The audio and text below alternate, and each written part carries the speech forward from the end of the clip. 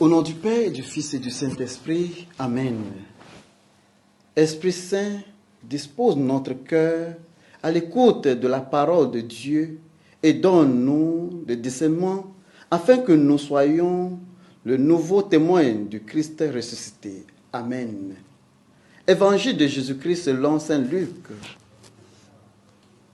En ce temps-là, pendant que Jésus parlait, un pharisien l'invita pour le repas de midi. Jésus entra chez lui et prit la place.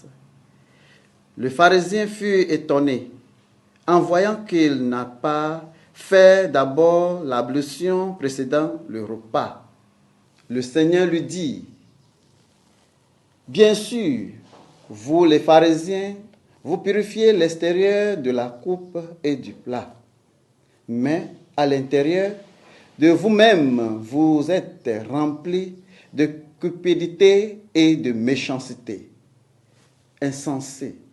Celui qui a fait l'extérieur n'a-t-il pas fait aussi l'intérieur? Donnez plutôt en moine ce que vous avez, et alors tout sera pur pour vous. Acclamons la parole de Dieu. Bien-aimés du Seigneur, aujourd'hui nous célébrons la fête de Sainte Thérèse d'Avila, vierge et docteur de l'Église. Elle était la première femme à recevoir le titre de docteur de l'Église.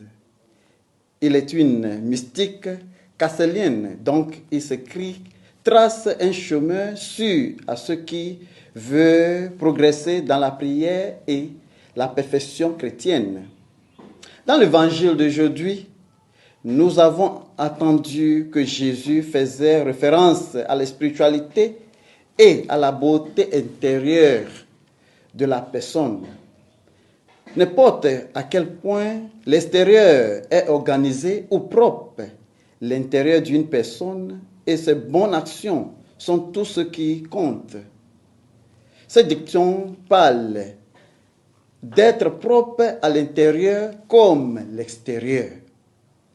Dieu voit le cœur et nous juge sur nous.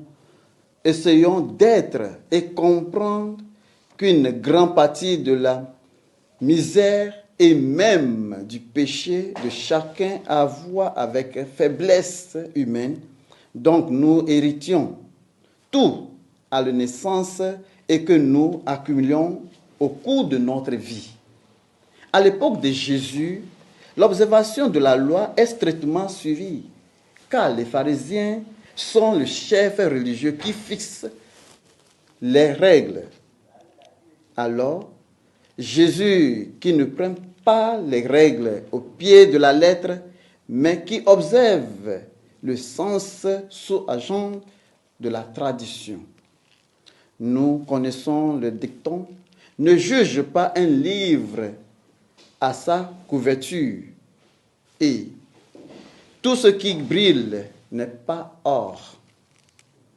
Les deux dictons expriment la vérité que ce qui est visible à l'œil nu n'est pas toujours un bon guide vers la vraie réalité de quelque chose. L'image et la réalité ne correspondent pas toujours. Bien-aimés, notre cœur est-il rempli de méchanceté et de culpabilité? Jésus nous encourage à demander: où est-il mon cœur? Est-il plus profonde de mon être? Nous devons comprendre que notre façon de vivre, notre façon d'être en relation avec les autres relève ce qui est dans notre cœur et ce qui trouve au cœur de notre être. Au nom du Père et du Fils et du Saint-Esprit. Amen.